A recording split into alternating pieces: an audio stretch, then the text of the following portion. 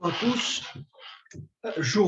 Troisième journée de ce cours de philosophie de l'UTL concernant la devise républicaine de la France. Première partie, donc c'est la séance du 23 novembre 2021. J'avais annoncé la dernière fois que nous avions affaire avec la devise républicaine à trois valeurs, dont une vertu. Donc, tel sera le titre de cette section qui s'ouvre à l'instant, trois valeurs dont une vertu.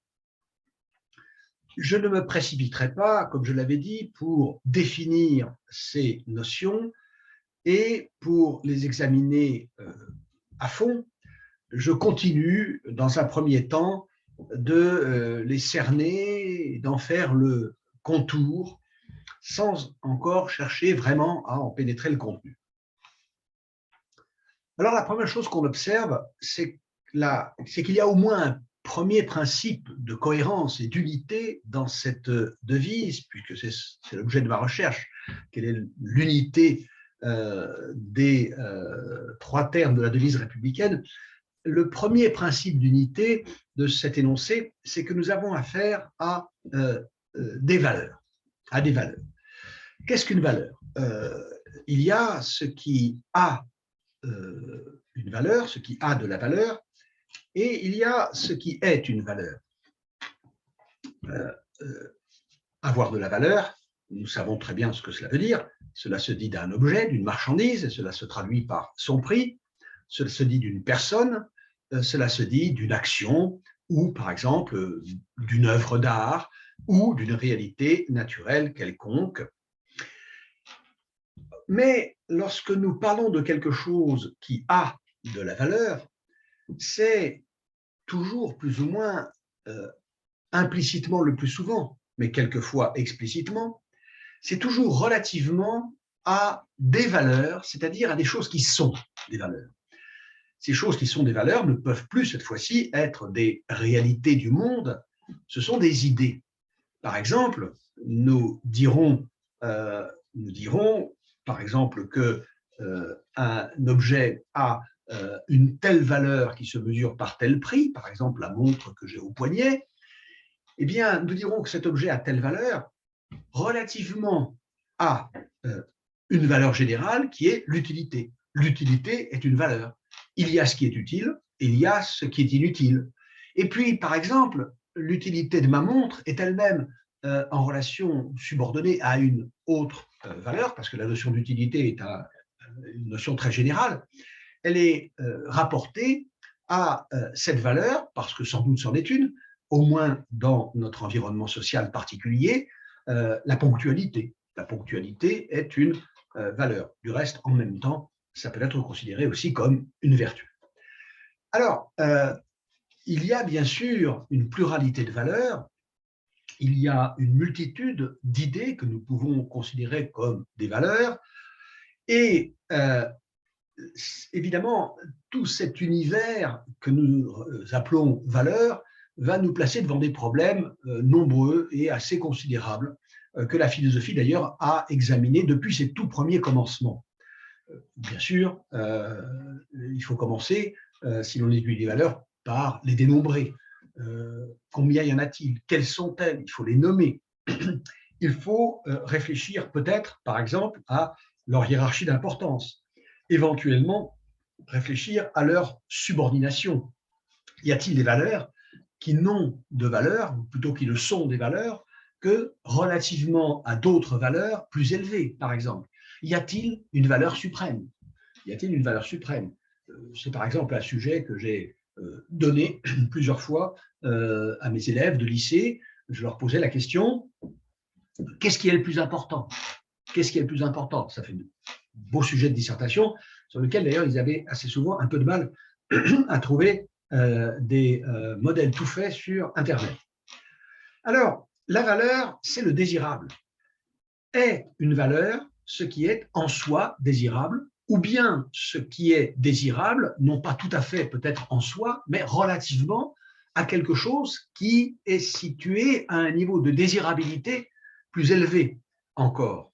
La valeur, c'est ce qui mérite d'être recherché, ce qui, par conséquent, justifie notre effort et ce qui crée une obligation.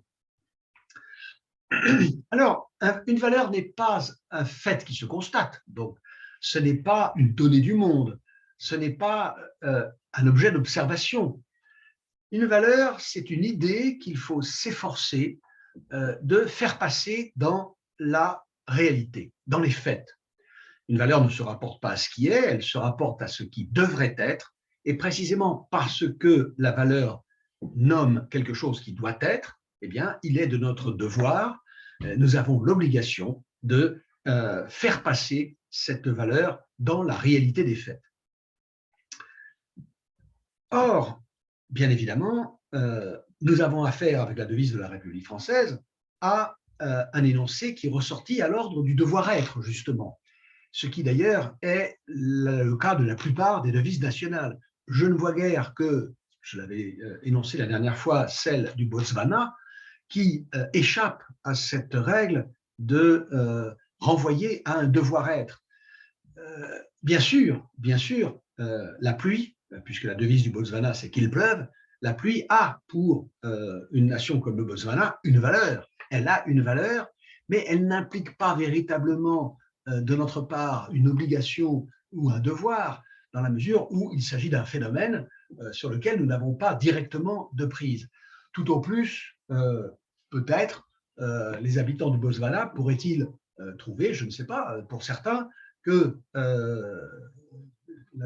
la nécessité qu'ils éprouvent, eux, de la pluie créerait une espèce d'obligation, par exemple, je ne sais pas, pour des dieux, de leur renvoyer la pluie, et peut-être une obligation subordonnée au fait que ces dieux ont reçu des prières ou des sacrifices. Alors, nous avons affaire donc, avec liberté, égalité et fraternité, à des valeurs, et même des valeurs parmi les plus communément reconnues, identifiées comme telles. Alors, en grec, valeur, prix, dignité, eh bien, cela se dit axia, A-X-I-A. Axia, c'est le mot grec pour désigner donc valeur, prix ou dignité. Et là, nous sommes ramenés à la citation de Victor Hugo par laquelle j'avais commencé, puisque Victor Hugo voit dans la devise française ce qu'il appelle l'axiome social. L'axiome social. Or, évidemment, pour nous, en français, le terme d'axiome renvoie immédiatement à la science mathématique, beaucoup plus, en tout cas, qu'il ne fait signe vers la morale, vers le droit, vers des valeurs éthiques ou politiques. Et même, on peut dire qu'il est assez surprenant pour nous de lire le mot axiome à propos de la devise républicaine. Qu'est-ce que c'est qu'un axiome? Depuis que Euclide a formulé arithmétique et géométrie sous la forme précisément axiomatique, eh bien, on appelle axiome une proposition initiale d'une théorie, une proposition qui est posée comme base et au commencement d'une théorie mathématique, c'est-à-dire d'un édifice déductif, d'un édifice intellectuel dans lequel un certain nombre de propositions sont déduites à partir de propositions initiales qui sont des définitions ou des propositions qui énoncent des propriétés et qui vont être admises comme des évidences initiales qui n'ont pas à être démontrées, mais qui ne peuvent pas non plus être discutées en raison de leur évidence intrinsèque. Par exemple, le fameux postulat des parallèles dans l'axiomatique géométrique d'Euclide, qui énonce que par un point à une droite donnée, on peut mener une et une seule parallèle. C'est une évidence pour nous, on ne voit pas comment à un point à une droite donnée, il serait impossible de mener une parallèle, nous ne voyons pas non plus comment on pourrait en mener plus d'une. Un axiome peut aussi être privé de ce caractère d'évidence intrinsèque et il peut constituer de la part du mathématicien qui le pose une demande qui se passe de justification, et en particulier de cette justification incontestable que constitue l'évidence de la proposition. Vous savez qu'il existe des géométries non euclidiennes qui ont été bâties sur des bases différentes, et en particulier en modifiant le fameux postulat dit des parallèles, et par exemple en le remplaçant par un point à une droite donnée, on ne peut faire passer aucune parallèle, ou par un point à une droite donnée, on peut en faire passer une infinité. Donc, la seule caractéristique, on va dire, essentielle de l'axiome, c'est le fait d'être posé au départ et d'être l'objet d'une demande d'être admis sans preuve, sans démonstration. Mais ici, lorsque Hugo parle d'axiome social à propos de la devise, il intègre bien évidemment la dimension de l'évidence intrinsèque de cette devise. Alors, c'est bien cette idée de certitude absolue et indémontrable que veut exprimer Hugo avec ce mot d'axiome. Ici, je voudrais renvoyer à un passage d'un des livres les plus austères, les plus ardus, les plus difficiles d'Aristote. C'est son traité de logique qu'on appelle, qui est intitulé Les Analytiques. Les Analytiques. Alors, il y a des premiers et des seconds analytiques, et la citation que je vais produire est tirée du premier livre des seconds analytiques, où on lit ceci. C'est la définition de l'axiome. La proposition que l'on doit nécessairement connaître pour apprendre quelque chose. Je répète cette citation, qui est une définition de l'axiome. L'axiome, c'est la proposition que l'on doit nécessairement connaître pour apprendre quelque chose. Ce que nous dit Hugo, c'est ceci. Vous voulez apprendre ce que sont les institutions républicaines, eh bien, apprenez ce que veulent dire les mots liberté, égalité, fraternité. En mathématiques, l'axiome, c'est la proposition dont il faut partir pour construire un savoir qui sera déduit de cette proposition. Eh bien, de la même façon, la liberté, égalité, fraternité, c'est l'énoncé initial dont on peut déduire ensuite ce que doivent être les caractéristiques d'une société humaine, puisque tout l'homme est là, bien faite, une société républicaine. Alors, nous allons pouvoir maintenant regarder d'un peu plus près ces valeurs de la devise française. Premièrement, nous remarquons que ces devises sont, j'utiliserai cet adjectif, terrestres. Terrestres, c'est-à-dire qu'elles ne font pas référence à des entités, à des êtres, à des réalités surnaturelles ou transcendantes à la réalité du monde. Alors évidemment, il serait toujours possible de soutenir que dès qu'on a parlé de liberté ou d'égalité, on ne peut véritablement le faire de manière cohérente, de manière consistante, que sous condition de relier ces valeurs, de relier ces exigences à quelque chose qui justement n'est pas de ce monde. C'est par exemple ce que soutiendra un chrétien qui dira que, au fond, la véritable reconnaissance, par exemple, de l'égalité entre les hommes, renvoie à ce qui en est le fondement, à savoir leur statut, par exemple, de créature de Dieu.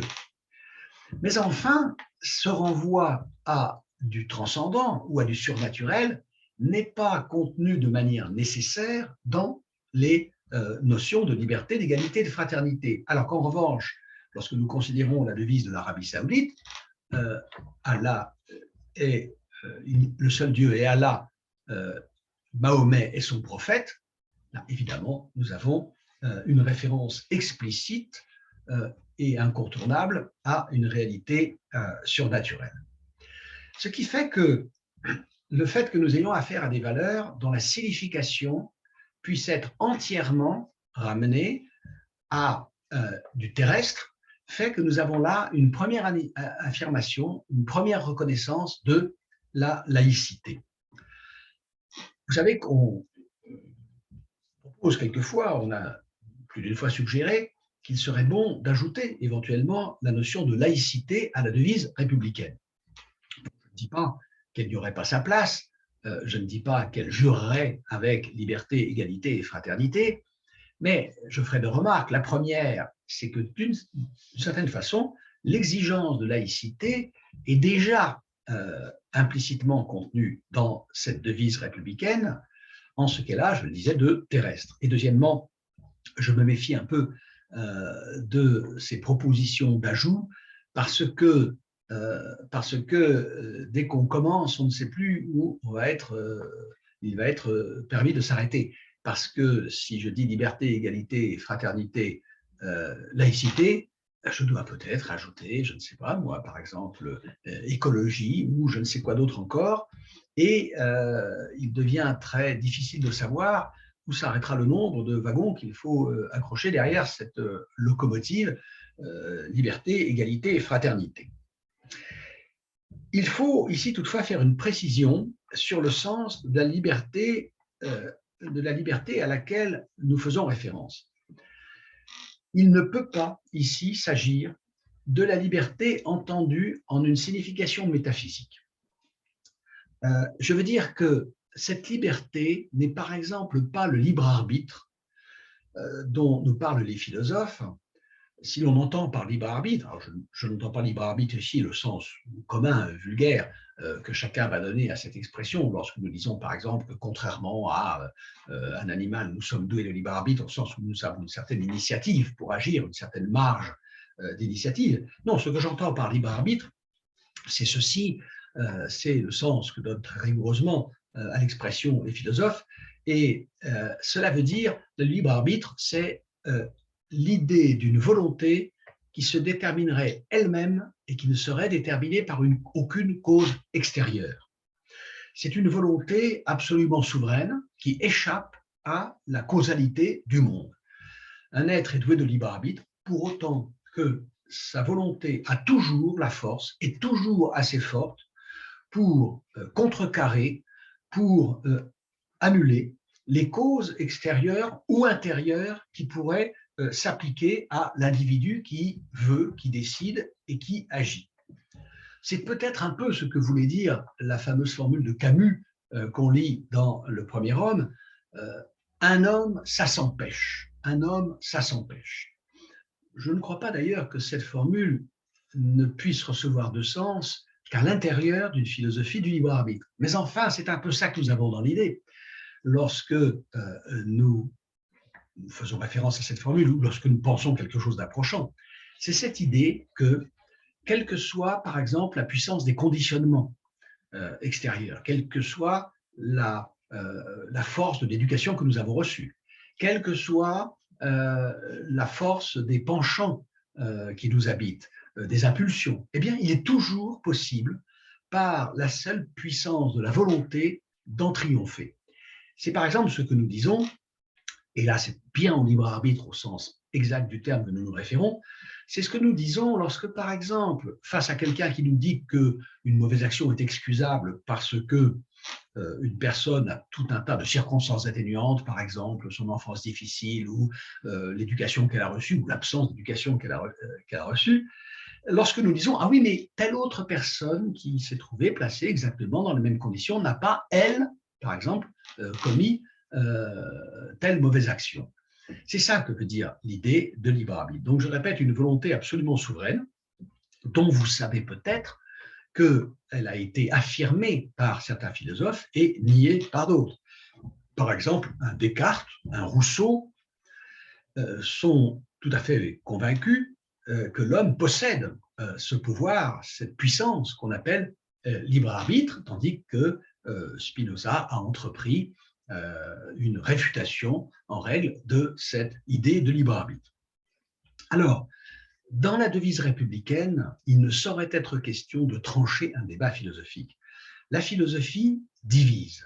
La philosophie oppose des thèses et quelquefois oppose des thèses inconciliables, et c'est sans doute le cas ici.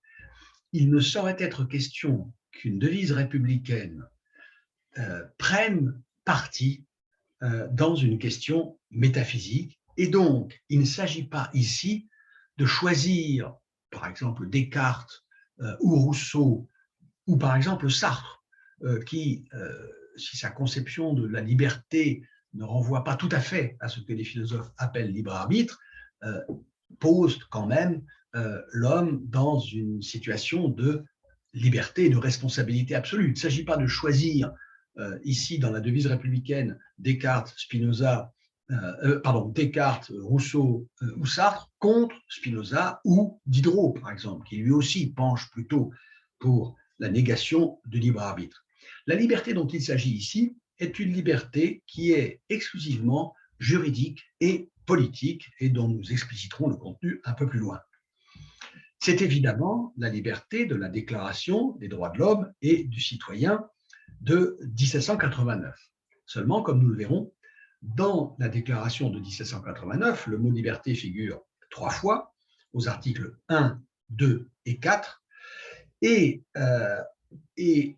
figure en des significations dans chacun de ces articles qui ne sont pas du tout forcément la même signification, au point que la signification, le sens de la référence à la liberté ne peut pas être immédiatement clair, ni à première lecture de la déclaration, ni a fortiori dans la devise républicaine.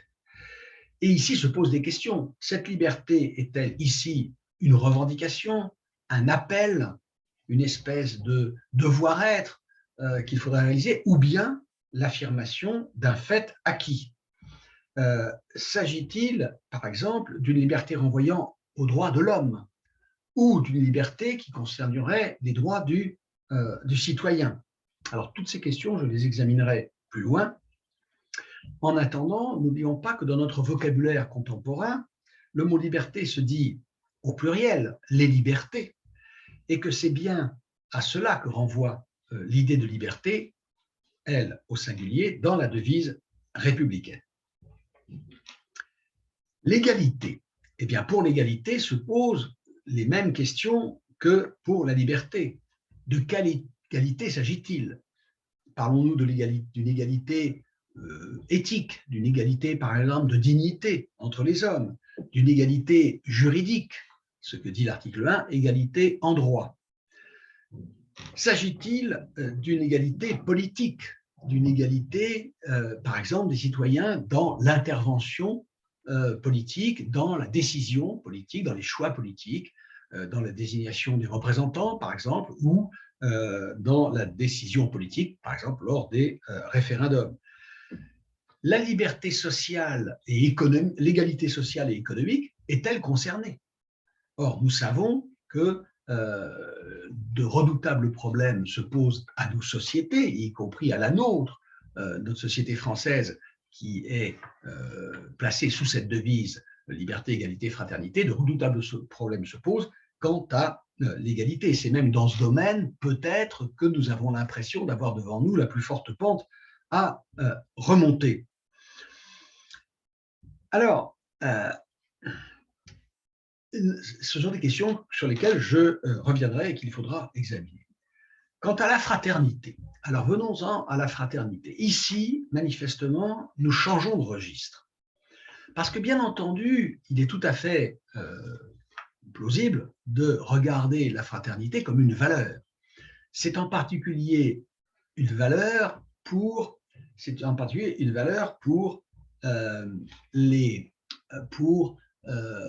la totalité de la cité, pour la cité envisagée, considérée comme un tout.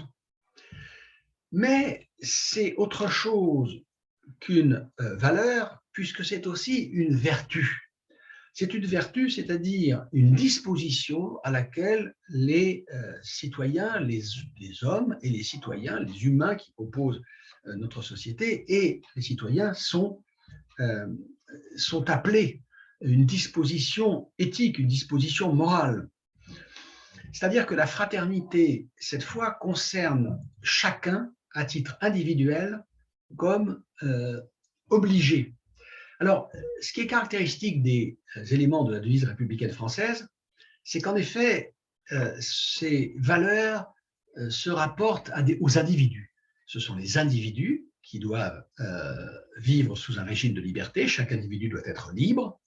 L'égalité, c'est une égalité entre les individus, entre les sujets de droit. La fraternité nous concerne aussi comme individus en tant que nous sommes appelés non seulement à nous comporter de façon fraternelle, à nous conduire de façon fraternelle, mais davantage encore, nous sommes sollicités, nous sommes même peut-être sommés d'éprouver la fraternité comme sentiment subjectivement vécu. D'ailleurs, la Déclaration des droits de l'homme de 1948, celle de l'ONU, dans son article 1er dit ceci: « Tous les êtres humains naissent libres et égaux en dignité et en droit. Ils sont doués de raison et de conscience et doivent agir les uns envers les autres dans un esprit de fraternité. » Dans un esprit de fraternité. Ce qui veut dire que la fraternité ne s'impose pas comme norme aux seuls actes, aux seules actions, à la seule conduite extérieure. La fraternité s'impose comme disposition interne qui préside à nos actes, une disposition à agir de telle manière, et même une disposition permanente, et c'est ce qu'on appelle une vertu, une disposition permanente à ressentir, à vouloir, à se déterminer à agir d'une certaine façon. Voilà pourquoi nous avons affaire en effet à une vertu. Une vertu, bien sûr, cela renvoie toujours à une valeur. Je ne vois pas vraiment de vertu qui ne soit articulée à une valeur. Mais qu'est-ce qu'une vertu? Dans vertu, vous avez une racine latine, vertu se dit en latin virtus, vous avez une racine latine qui signifie force, puissance. On sait ce que c'est que la vertu d'un médicament. La vertu d'un médicament, c'est son pouvoir thérapeutique, c'est sa puissance de soigner. Eh bien, la vertu morale, c'est une certaine puissance, une certaine force aussi. Rousseau dit, lorsqu'il la définit, force de faire son devoir dans les occasions difficiles. Force de faire son devoir dans les occasions difficiles. Eh bien, précisément, si il faut de la vertu pour faire son devoir dans les occasions difficiles, c'est qu'en vérité, le devoir, c'est toujours difficile. Comme disait Alain, la seule difficulté avec le devoir, c'est de le faire. Sous-entendu, il n'y a en général pas beaucoup de difficultés à savoir où est notre devoir et en quoi consiste notre devoir. En revanche, pour le faire, il y a de la difficulté, c'est la difficulté de surmonter tous les penchants qui nous poussent dans le sens contraire au devoir. Hein, je ne sais plus qui est-ce qui disait, la morale consiste à suivre sa pente en remontant. Voilà. Eh bien, la vertu, c'est la force de remonter ce qui est notre pente naturelle et d'aller contre nos penchants. C'est ici, à chaque fois, le même mot. Voilà ce que veut dire cette idée de vertu et ce qui faisait ajouter à Rousseau, c'est dans une lettre à Franquière qu'il dit ça, il n'y a pas de vertu sans combat, contre les penchants, il n'y a pas de vertu sans combat, évidemment, il n'y a pas de vertu sans victoire. Et attention, il n'y a pas de vertu sans victoire, ça ne veut pas dire que vous n'êtes vertueux que si vous avez réussi à atteindre, en agissant, le but que vous vous fixiez. Parce qu'après tout, nous ne sommes jamais assurés d'obtenir les résultats que nous avons visés. Il y a des aléas, il y a de la contingence, il y a de l'imprévisible, et donc, avec la meilleure volonté du monde, la personne la plus vertueuse du monde peut très bien échouer. Mais il y a quelque chose à quoi elle ne peut pas, elle n'a pas le droit d'échouer, c'est de vaincre ses penchants.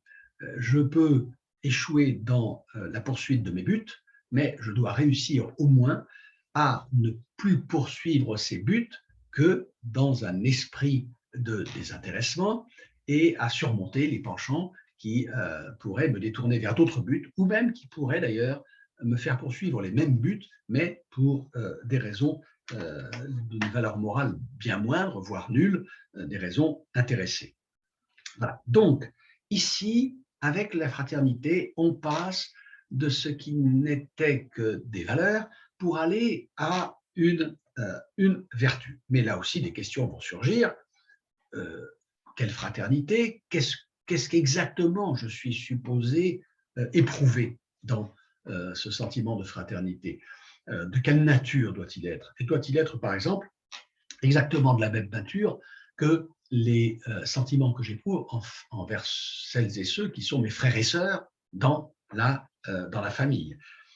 Et d'autre part, fraternité, mais à quelle échelle? Cette fraternité est-elle réservée, par exemple, à mes concitoyens, à ceux qui appartiennent à la même communauté républicaine que moi? S'adresse-t-elle à tous ceux qui vivent avec moi sur le même territoire, indépendamment de leur statut juridique de citoyen ou d'étranger, par exemple? S'étend-elle éventuellement au-delà de ceux avec qui j'entretiens un rapport de proximité, soit juridique parce que ce sont mes concitoyens, soit éventuellement géographique parce que je vis avec eux? S'étend-elle à l'humanité tout entière, par exemple? Eh bien, la notion de fraternité a oscillé entre toutes ces possibilités au cours de l'histoire, j'y reviendrai. En tout cas, ce qui est certain, c'est que l'introduction dans la devise de la dimension morale de la vertu introduit une rupture dans l'énoncé de la devise, introduit une dissymétrie. Il y a d'un côté la liberté et l'égalité, et il y a de l'autre la fraternité. Alors, ce n'est pas qu'on ne puisse pas les mettre en relation les unes avec les autres, de toutes les façons possibles.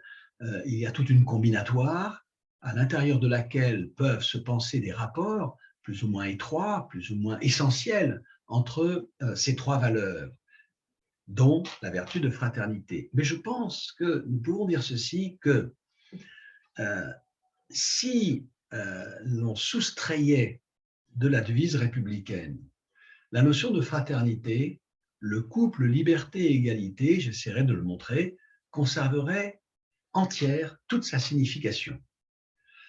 Tandis que si l'on supprimait l'un des deux termes, l'un des deux premiers termes, liberté, égalité, alors, dans ce cas, je pense que c'est le sens même de la devise qui s'effondrerait tout entier.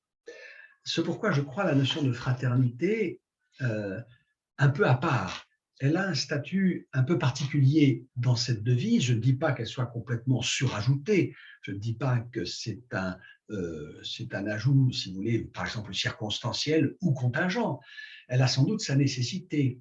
Mais cette nécessité me paraît moins forte que celle que crée, comme je vais le montrer un peu plus loin, que celle que crée la relation entre liberté et égalité.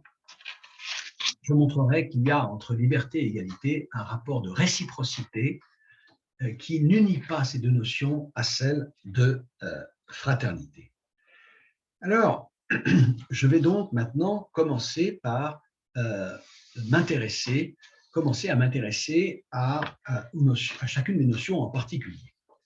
Et je vais précisément intituler cette deuxième partie, ce deuxième moment de ma réflexion. Le premier, alors je n'ai pas numéroté l'introduction, mais le premier moment de la réflexion était consacré à une présentation, une première approche de la devise.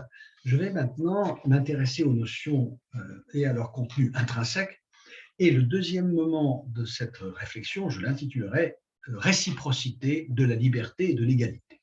Réciprocité de la liberté et de l'égalité. Je vais m'arrêter ici pour cette première partie de la séance donc du 23 novembre. Je vous donne rendez-vous pour entrer dans ce nouveau chapitre dans la deuxième partie. Je vous remercie.